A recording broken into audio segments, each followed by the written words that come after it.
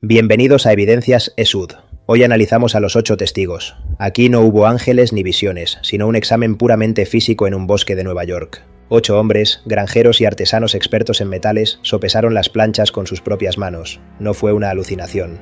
¿Cómo pudo José Smith, un campesino pobre, fabricar un objeto de 27 kilos con grabados finos capaz de engañar a estos hombres? Hiram Page tuvo conflictos con José, pero incluso tras alejarse de la iglesia, murió sosteniendo que el metal que tocó era real. Los hermanos Whitmer perdieron sus tierras y terminaron en la miseria, pero mantuvieron su testimonio hasta la tumba.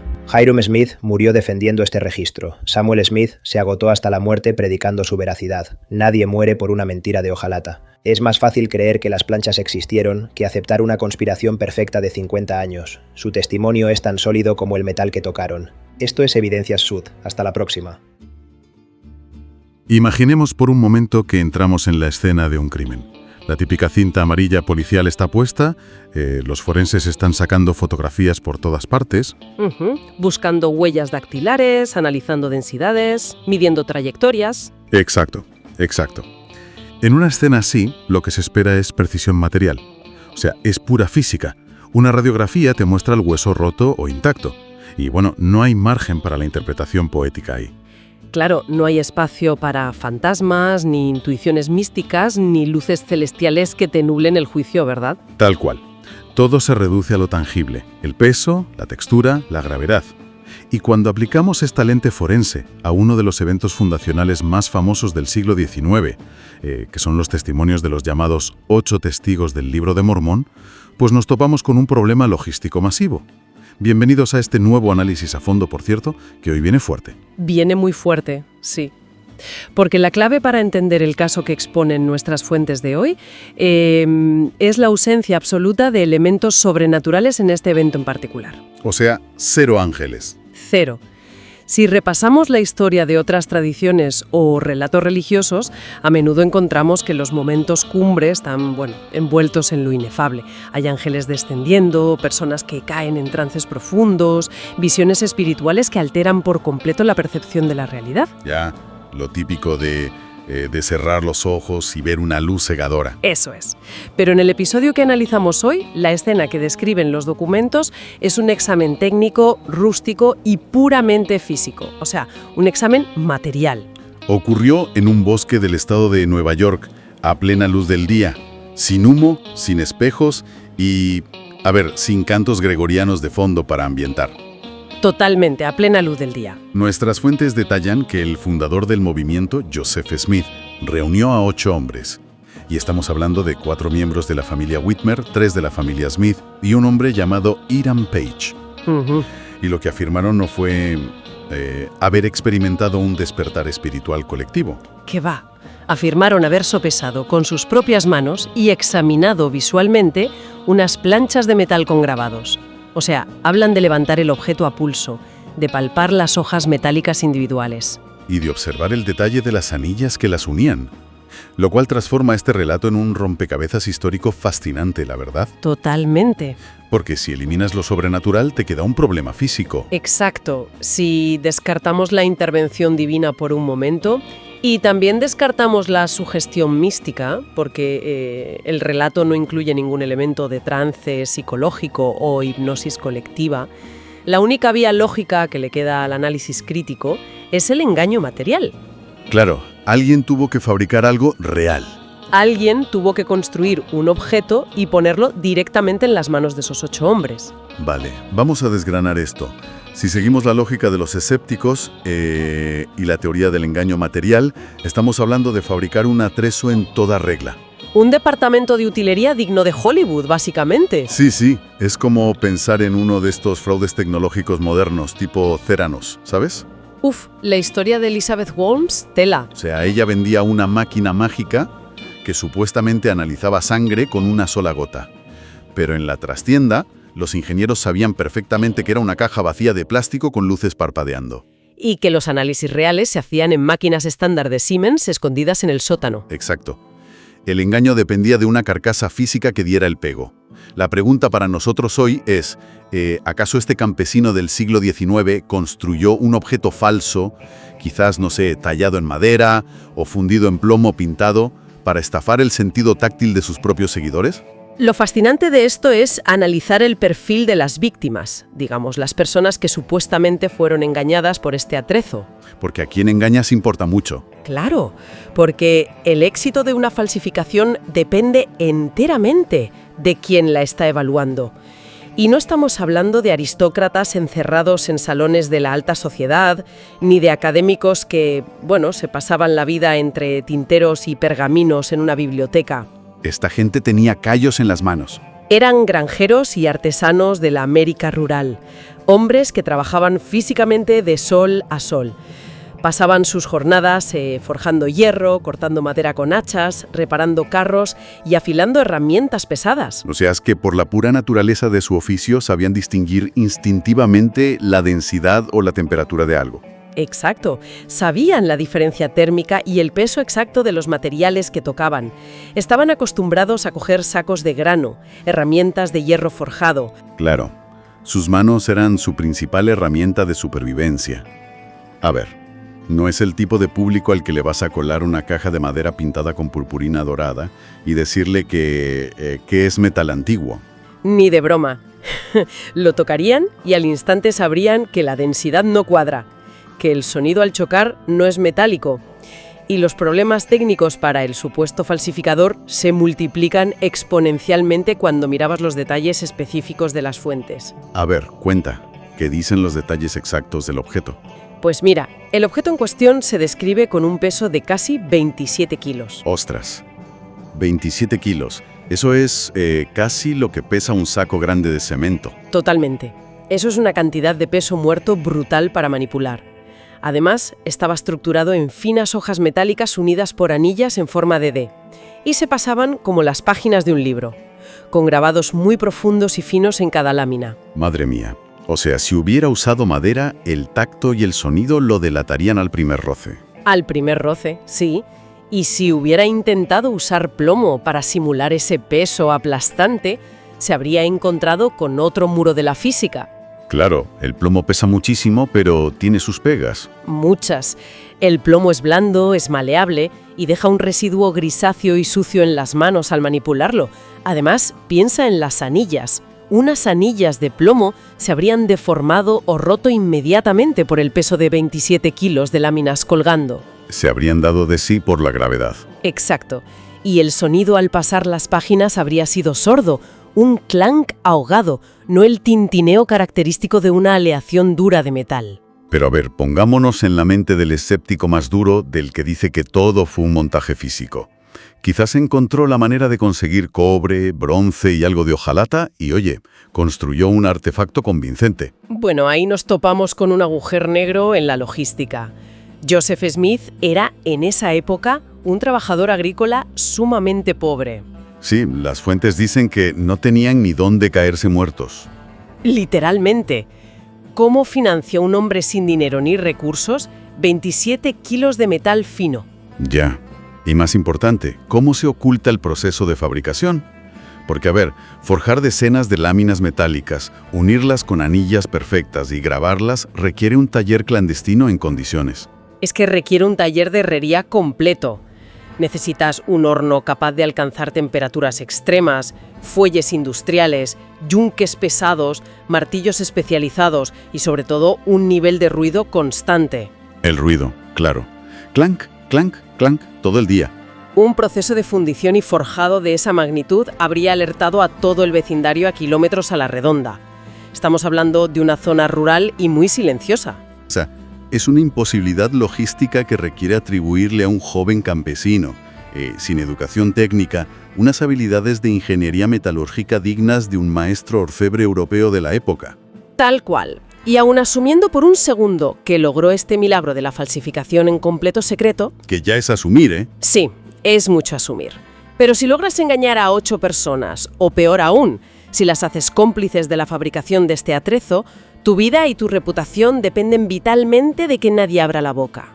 Claro, la lealtad absoluta es el único seguro de vida en una trama así. Pero la historia nos demuestra que los grupos humanos son muy frágiles. Las conspiraciones criminales siempre saltan por los aires, cuando los egos chocan o, cuando alguien siente que no está recibiendo su parte del pastel. Tarde o temprano alguien tira de la manta. Y eso nos lleva directamente a uno de los documentos más reveladores de este caso.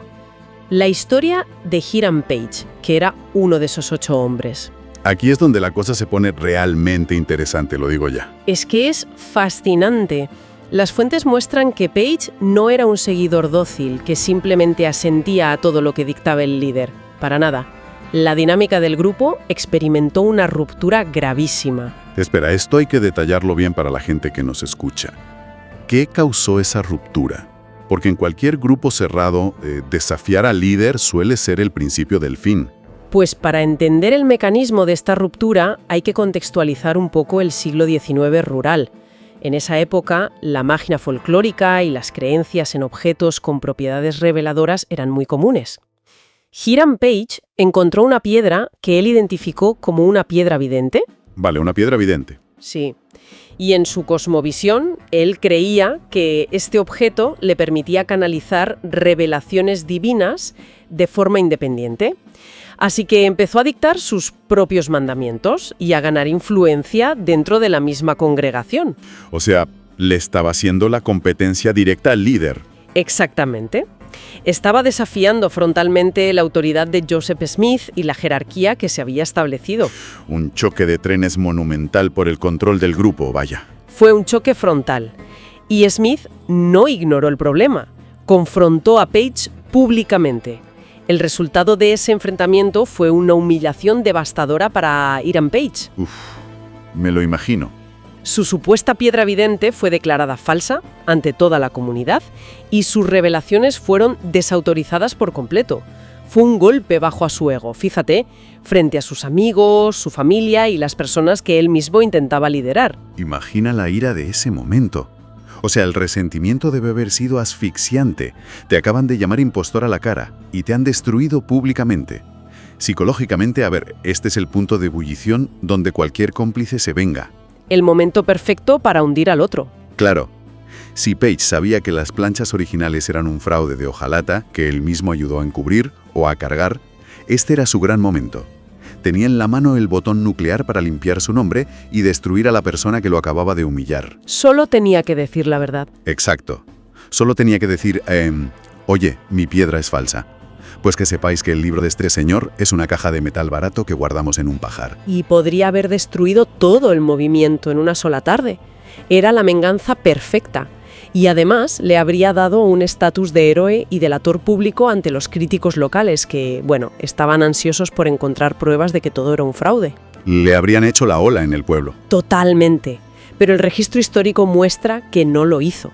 Y lo más impactante no es su silencio en ese momento de furia inicial, sino su silencio durante el resto de su vida. Se llevó el secreto a la tumba. Hiram Page finalmente abandonó el grupo, vivió alejado y murió décadas después, y durante todos esos años de distancia y amargura mantuvo hasta su último aliento que había sopesado las planchas de metal y que eran reales. Esto plantea un cortocircuito enorme en la teoría de la conspiración material. O sea, ¿qué clase de ser humano guarda hasta la tumba el mayor secreto que podría haber destruido a su peor enemigo? El único motivo lógico, a mi modo de ver, para no utilizar esa arma es que el arma no exista. ¡Exacto! Que, a pesar de su odio tremendo, no pudiera negar físicamente la densidad y la textura de lo que sus propias manos habían manipulado años atrás. Esto plantea una pregunta importante, claro, y esa es la fricción psicológica que los escépticos encuentran más difícil de resolver al leer las fuentes. Pero, bueno, hay un contraargumento que suele surgir constantemente. A ver. Quienes analizan estas fuentes desde la sospecha recuerdan que la mayoría de estos 8 hombres estaban emparentados. Eran, en gran medida, los Whitmer y los Smith. Y el argumento lógico que usan es el del nepotismo. La familia siempre cierra filas para proteger un negocio lucrativo o para mantener un estatus de poder. Entonces, ¿qué significa todo esto realmente? El clásico encubrimiento corporativo familiar. O sea, si montas una estafa a gran escala, metes a tus cuñados, a tus hermanos, porque sabes que no te van a delatar si hay dinero de por medio. Ese es el argumento, sí. Y a ver, es una objeción válida de entrada. Pero si aplicamos las reglas de cualquier negocio turbio dirigido por una familia, los libros de contabilidad deberían mostrar las ganancias en algún momento. Si hay un incentivo tan fuerte para mantener el engaño, Debería haber un imperio financiero, o al menos un nivel de vida acomodado, para comprar ese silencio a tan largo plazo. Y es precisamente al seguir el rastro del dinero y del bienestar cuando la teoría del negocio familiar colapsa estrepitosamente en los registros. Se caía a pedazos. Se hunde. Tomemos a los 4 hermanos Whitmark, por ejemplo. Christian, Jacob, Peter y John. Si entraron en este supuesto fraude esperando un retorno de inversión, lo que se encontraron fue la ruina más absoluta. Su participación no les generó riqueza ni influencia en la sociedad americana de la época. Más bien todo lo contrario, ¿no? Por el contrario, fueron el blanco de una hostilidad brutal. Las fuentes relatan cómo perdieron sus cosechas, sus propiedades fueron atacadas y finalmente sufrieron la expulsión violenta de sus propias tierras a manos de turbas locales. Madre mía. Así que la inversión inicial del atrezo no solo no da beneficios, sino que te deja en la calle, literalmente. En la más absoluta miseria. Y lo fascinante aquí es el desgaste a lo largo de los años. Una mentira es fácil de mantener el primer día o el primer mes, cuando la adrenalina está alta y todavía esperas hacerte rico. Pero después de 10 años de perder tus tierras, no hubo ni siquiera una triste cena familiar donde alguno de los Whitmer dijera: oye, se acabó este chanchullo, vamos a admitir que las láminas eran falsas y recuperamos nuestra granja. Jamás. Ni en la esfera pública ni en sus diarios privados hay constancia de una ruptura del guión. Nunca. Pero fíjate, el drama de los Whitmer palidece si analizamos a la familia directa del fundador, la familia Smith. Claro. Ahí el lazo de sangre es directo. Hablamos de su padre y sus hermanos, Hiram y Samuel. Aquí el incentivo emocional para encubrir al hermano visionario es mucho más directo, sí, es tu sangre.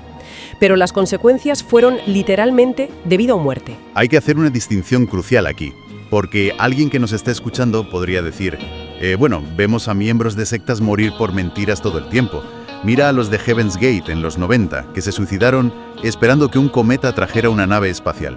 La gente muere por fanatismo religioso. Es una comparación muy habitual que hace la gente, pero hay un mecanismo cognitivo fundamental que las separa. ¿Cuál es?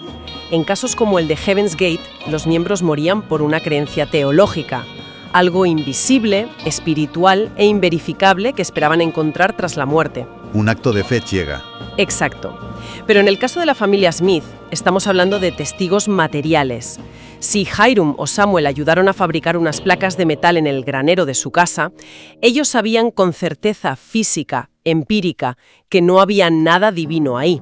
Claro, ellos mismos habrían comprado el plomo. Estarían muriendo para proteger un fraude tangible del que eran coautores, y el instinto de supervivencia humano ante la bala de un fusil destroza la falacia del coste hundido cuando sabes perfectamente que el objeto por el que te sacrificas es simple plomo o cobre pintado.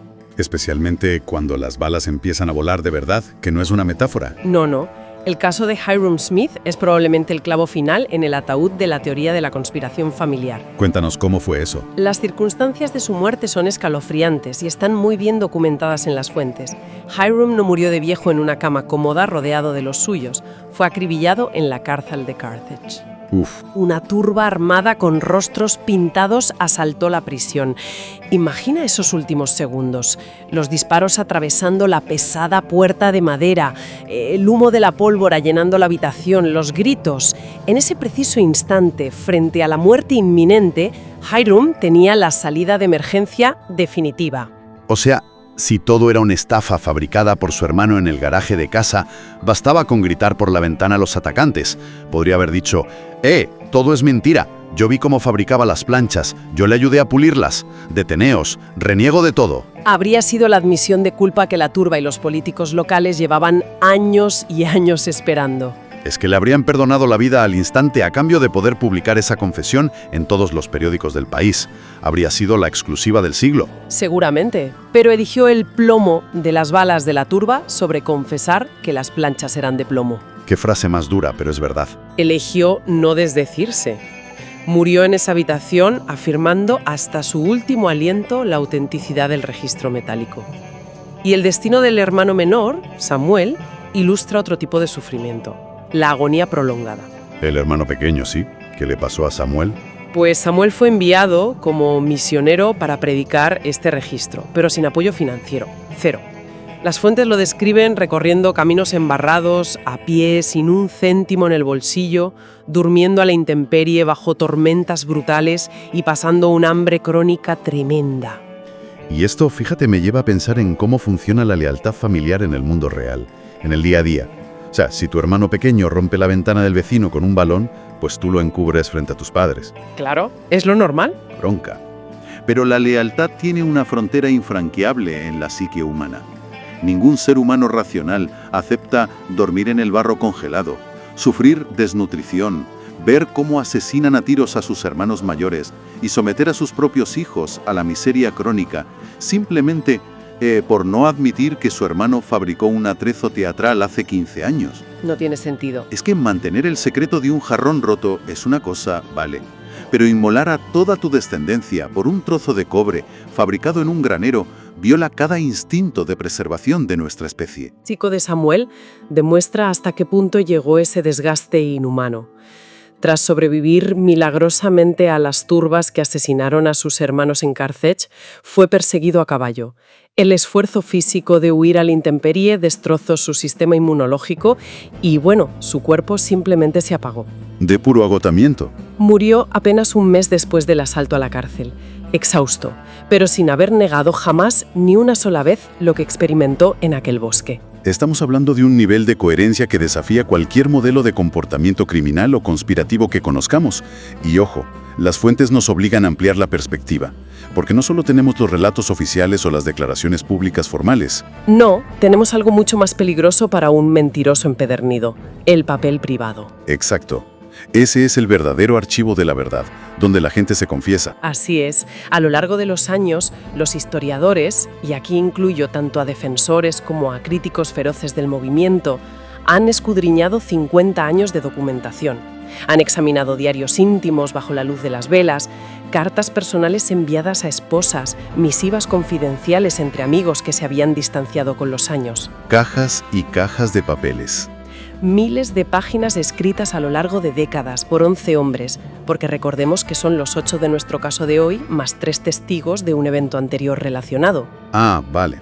11 en total. Medio siglo de registros escritos en la más estricta intimidad. 50 años, se dice pronto. 50 años es un periodo de tiempo absurdo para no cometer ni un solo error, ni un desliz. En cualquier juicio por fraude corporativo prolongado de hoy en día, siempre hay un correo electrónico interno de hace 7 años que dice oye, destruye los documentos de esa cuenta.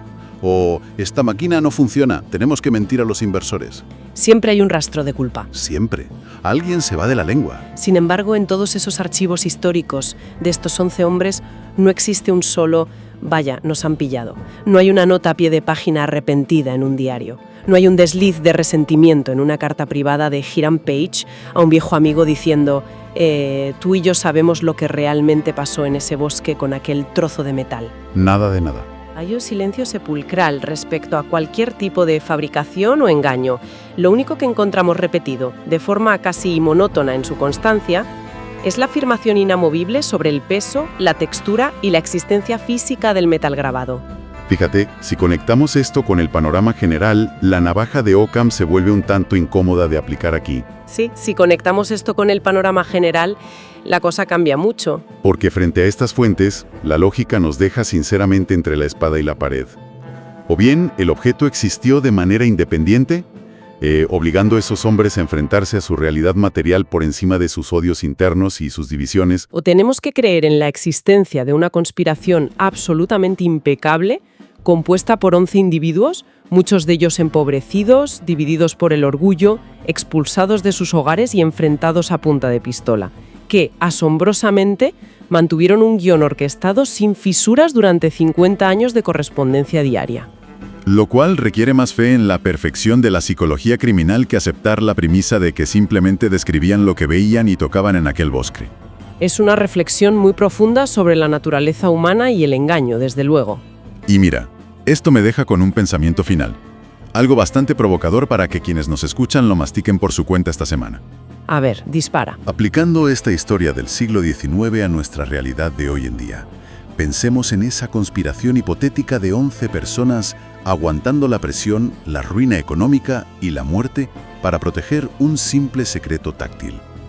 Ahora traslademos ese mismo escenario a nuestra era digital. Hoy en día vivimos en un ecosistema donde las agencias de inteligencia, con presupuestos de billones de dólares y sistemas de encriptación militar, no pueden evitar que un empleado aburrido con un disco duro filtre miles de documentos confidenciales en un foro de Internet. O en redes sociales, claro. Tal cual. Las corporaciones más poderosas del planeta exigen a sus empleados firmar acuerdos de confidencialidad férreos, los famosos NDA, bajo amenaza de demandas millonarias que te arruinan la vida. Y aún así, los detalles de sus proyectos más secretos se filtran a la prensa en cuestión de horas. Es verdad, nadie guarda un secreto hoy en día. Nadie, si este grupo de 11 granjeros amargados, empobrecidos y separados por conflictos internos estuviera vivo hoy, ¿cuánto tiempo sobreviviría un secreto tan destructivo en la era de los smartphones, las filtraciones anónimas y el periodismo de investigación implacable? Imagina el incentivo mediático. Sería brutal, las exclusivas valdrían millones. Las editoriales pagarían cifras astronómicas por la exclusiva de Hiram Page, titulando en portada «Yo fabriqué la mentira más grande de la religión moderna». En un mundo donde monetizar un escándalo te soluciona la vida al instante y te convierte en una celebridad de la noche a la mañana, la incapacidad humana para conservar un secreto bajo presión es casi una ley de la física. Qué buen punto para cerrar. Así que, quizás, al intentar resolver la escena del crimen que imaginamos al principio del análisis, el detalle forense más contundente no sea la densidad del oro o el peso del plomo.